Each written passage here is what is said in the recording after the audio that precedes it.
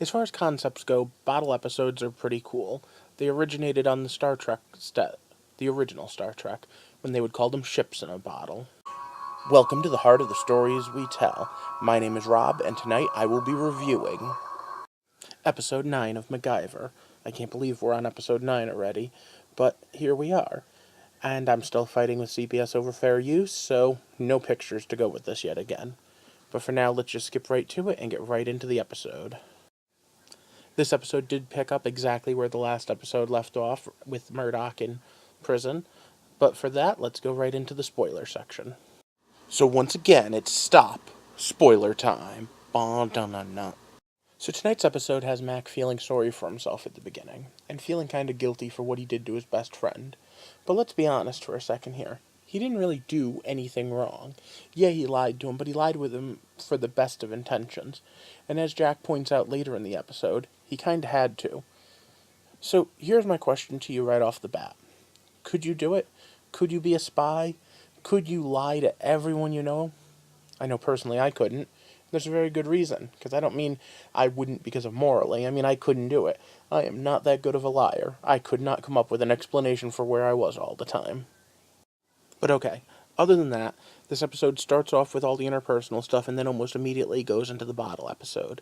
The bottle they're stuck in is the U.S. Embassy in Latvia. Wait a minute. Are they fighting Doctor Doom? Okay, all joking aside. Mac then feels guilty about bringing the fight to these people, these civilians. And you know what? This time it really is his fault. I mean, it's understandable. I'm not blaming him.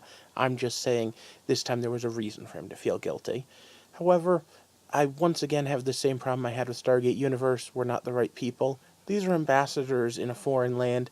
Even those in relatively peacetime should have some concept of the danger they were in. But okay, once the danger started, we started right off the bat with MacGyverisms. There was actually one before it, but let's get right into those. So the first one that he did was the IED fireworks that he talked about how him and his buddy Bowser were doing them as kids and that he was lucky to still have his hands. I have to say that "don't try this at home" was very much appreciated, because I'm pretty sure that's a pretty real way to hurt yourself or blow off a finger or so. Then, during the chase, they did the hot air balloon drone. And you know what? This one, I'm totally calling BS on. Not even just calling BS on the fact that it wouldn't work, and I'm not sure that it would, that you'd be able to heat the air enough.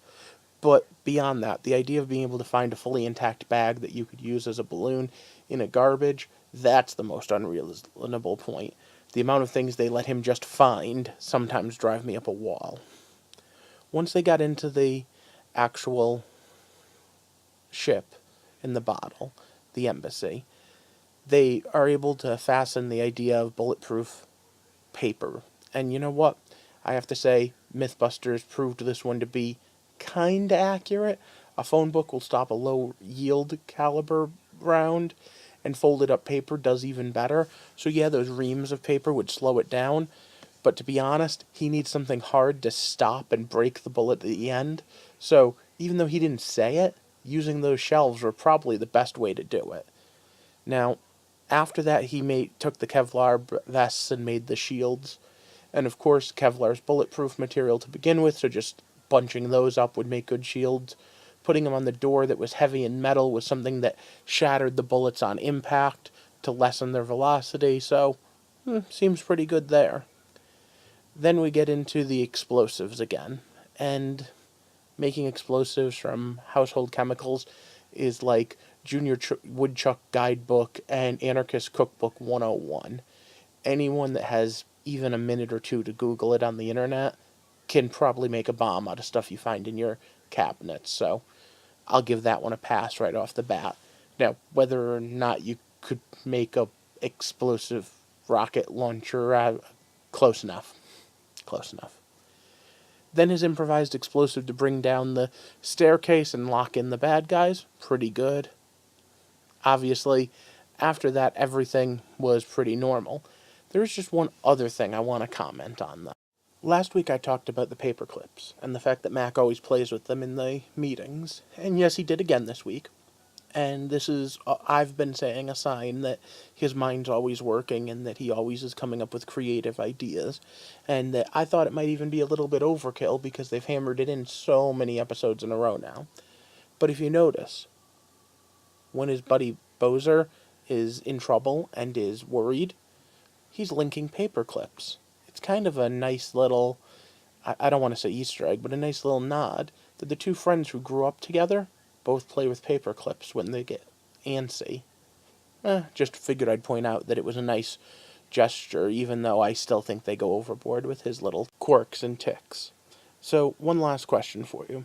Since it looks like there's not going to be any end to this little argument with whether or not I'm allowed to put pictures up for this, what do you guys think? Should I continue going as I am now, or should I stop reviewing these episodes?